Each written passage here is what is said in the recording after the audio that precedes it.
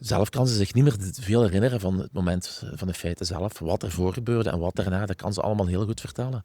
Maar het moment tussen de weeën en de bevalling en het doden, dat is blijkbaar voor haar een soort van zwart gat, zal ik het noemen.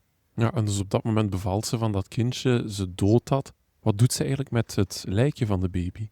Ze doodt het jongetje dus. Ze steekt onder meer een prop in zijn mond. Het kindje is later ook zo teruggevonden met die prop in de mond. En ze knipt de navelstreng door.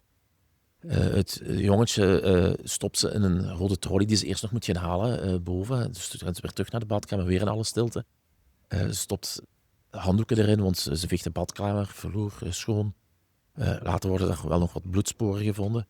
Ze doet het jongetje in de trolley samen met de moederkoek, samen met de schaar waarmee ze de navelstreng heeft doorgeknipt. En ze gaat die koffer terugzetten op de overloop, waar de koffer ook later zal gevonden worden.